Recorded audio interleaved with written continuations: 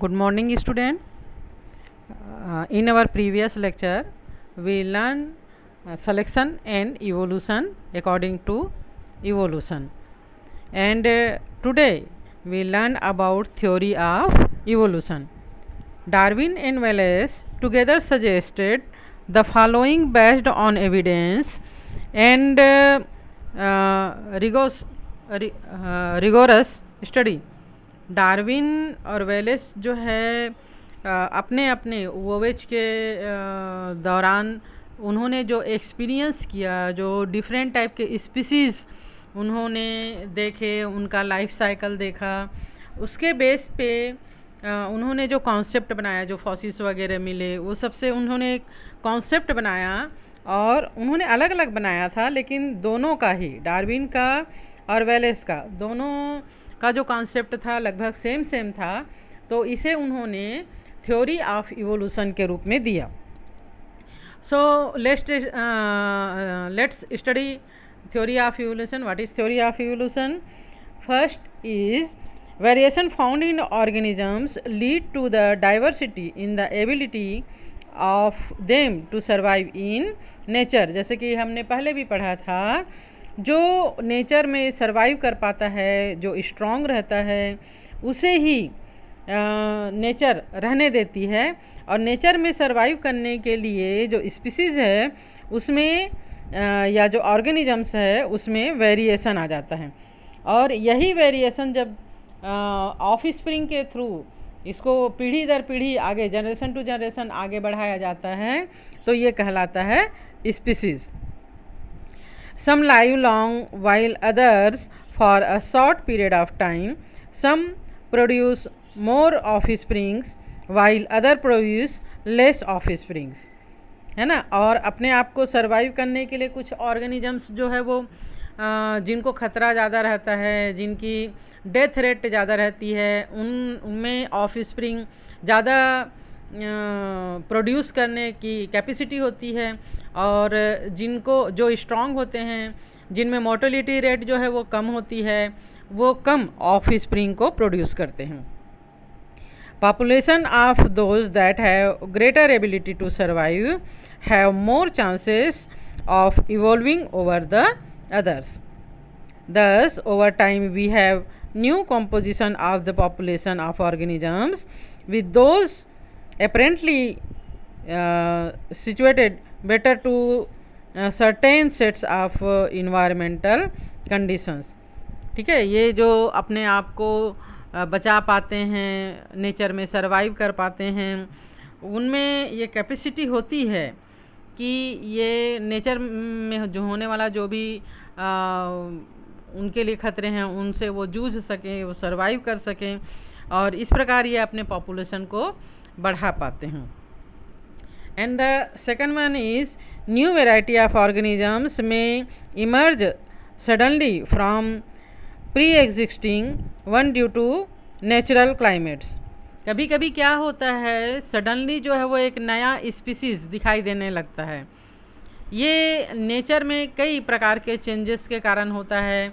किसी भी ऑर्गेनिजम्स के डीएनए में चेंज होने के कारण, अब यह डीएनए में चेंज सडनली किसी भी कारण से हो सकता है. नेचर में जो अल्ट्रावायलेट रेज होते हैं उनके कारण, या कोई भी डिसास्टर्स के कारण, तो न्यू वैरायटी जो है वो ऑर्गेनिजम्स की दिखाई देती है. और अगर वो नेचर में सर्वाइव कर जाता है तो एक नया स्पीसीज़ बन जाता है. Third is various organisms have had similar ancestor that thus the evolutionary relationship may be represented by a diagram showing a branched tree. अगर जैसे आप लोगों ने अपने घरों में सुना होगा कि आपके पापा, फिर आपके दादा, फिर उसके परदादा, फिर उसके परदादा के परदादा, इस टाइप का जो एक फैमिली ट्री होता है ना. इसी प्रकार स्पीसीज़ में भी ब्रांच्ड ट्री होता है. एक स्पीसीज़ बना, वो इवोल्यूशन के कारण उससे दो प्रकार के स्पीसीज़ बने, उस दो टाइप के स्पीसीज़ से फिर से उनमें इवोल्यूशन हुआ, और नेचर में सर्वाइव करने के लिए उनमें जो भी चेंजेस हुआ उसके कारण नए स्पीसीज़ बन गए. इस प्रकार यहाँ भी तो ऐसे जो है बहुत सारे ब्रांचेस स्पीसीज़ के बनते चले जाते हैं सिर्फ एक ऑर्गेनिज्म से। डिफरेंट टाइप के ऑर्गेनिजम्स धीरे धीरे कहना चाहिए कि नेचर में सर्वाइव करने के लिए उनमें जो एडॉप्टेशन आता है उनके कारण नया स्पीसीज़ बनते चले जाता है। और बहुत ये जो प्रोसेस है वो बहुत लंबे सालों के अंतराल में दिखाई देता है और हजारों सालों के बाद एक नया जो बना था, जो ओरिजिनल बना था, उससे बिल्कुल डिफरेंट टाइप का स्पीसीज़ जो है वो नेचर में दिखाई देता है। लेकिन अगर हम इसके पूरे पिछले जो हिस्ट्री है उसका स्टडी करें तो हमको इस प्रकार एक ब्रांच्ड ट्री दिखाई देगा। और ये जो मेन जो ऑर्गेनिजम्स है उससे कहीं ना कहीं ये रिलेटेड रहते हैं। And fourth one is variation are found in population of organisms. Only some variation और variable characters pass on from one generation to the next. वैसे तो बहुत सारे वेरिएशन ऑर्गेनिज्म के कैरेक्टर में चेंजेस होते हैं, वेरिएशंस होते हैं, लेकिन ये नेसेसरी नहीं है, ज़रूरी नहीं है कि सभी जो चेंज है वो स्टेबल रहे। इनमें से कुछ ही वेरिएशन जो है वो generation to generation pass out होता है और बाकी जो है वो वहीं डिस्ट्रॉय हो जाता है। अदरवाइज़ अगर सारे वेरिएशन जो है वो नेचर में स्टेबल रहने लगे तो स्पीसीज़ की संख्या और ज़्यादा बढ़ जाएगी। वैसे ही हम ढेर स्पीसीज़ अपने एटमॉस्फेयर में, अपने सराउंडिंग में देखते ही हैं। Okay, and next one is the such variation over generation lead to formation of population of organisms that may show remarkable changes from their ancestor types. These variations often prove to be advantageous for the organisms that have them over other that do not have them. ठीक है, जैसे कि अभी यहाँ पे हमने बताया कि कुछ वेरिएशन जो है वो स्टेबल रह पाते हैं और बाकी जो है वो क्या हो जाते हैं, डिस्ट्रॉय हो जाते हैं। तो ये जो वेरिएशन स्टेबल रह पाते हैं और जनरेशन टू जनरेशन वो वेरिएशन लीड करते हैं, तो ये ऑर्गेनिजम्स के पॉपुलेशन का फॉर्मेशन करते हैं, है ना। और ये रिमार्केबल चेंजेस होते हैं, माने ये स्पष्ट रूप से दिखते हैं कि हाँ ये वेरिएशन आया है, एक नया स्पीसीज़ बना है, और बाकी जो नहीं ग्रो अप हो पाते वो डिस्ट्रॉय हो जाते हैं। And next one is the population of organisms that have advantageous variation usually start growing more prolifically in an area affecting the population composition there. Those with less advantageous variation are nearly replaced by those that bear more advantageous variation leading to evolution.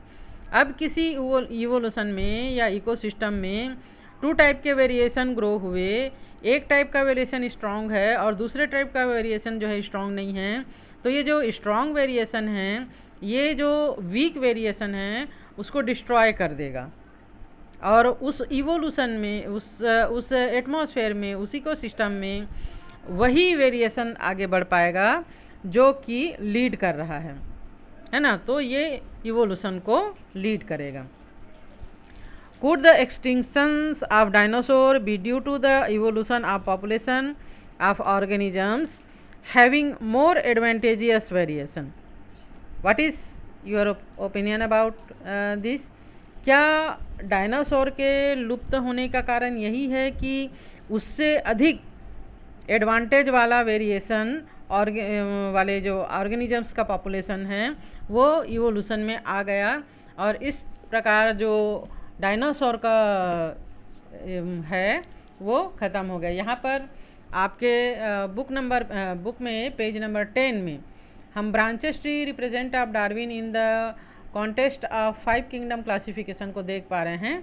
देखिए यहाँ पर जो micro organisms हैं है ना, कुछ micro organisms like paramecium, amoeba etcetera, ये क्या शो कर रहे हैं कि ये मेन ऑर्गेनिज्म थे और इनसे वेरिएशन हुआ तो डिफरेंट टाइप के ऑर्गेनिजम्स यहाँ पर बन गए, स्पीसीज बन गए, और फिर उन डिफरेंट टाइप के ऑर्गेनिज्म से अलग अलग टाइप के फिर से मोर एडवांटेजियस ऑर्गेनिजम्स बन गए जो इवोल्यूशन में स्टेबल हो पाए।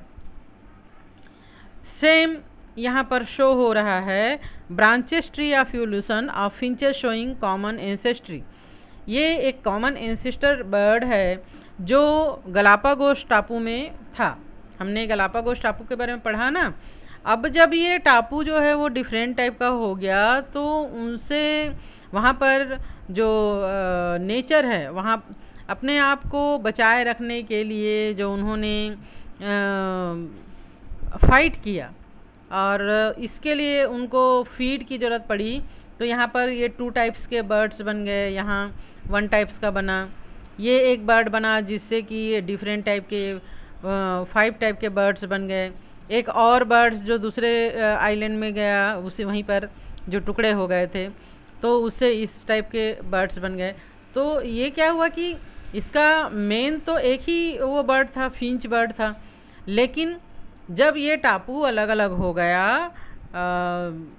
अर्थक्वेक के कारण या जिसके कारण से भी हुआ, छोटे छोटे आइलैंड्स में ये डिवाइड हो गए, तो वहाँ पे अपने फीडिंग के लिए न्यूट्रिशन को फुलफ़िल करने के लिए जो भी मिला ये इन बर्ड्स ने अचीव किया और उसके कारण इनके जो बीक्स हैं उनमें क्या आ गया, चेंजेस आ गया और यही चेंजेस आगे बढ़ते चले गया जिससे डिफरेंट टाइप के फिंचेस अलग अलग आइलैंड में पाए जाने लगे। तो इस प्रकार होता है एक इवोल्यूशन का ट्री, ब्रांचेस ट्री होता है। I think it's enough for today, and next day we will study process of speciation on the basis of theory of evolution. Okay, till then have a nice day everyone.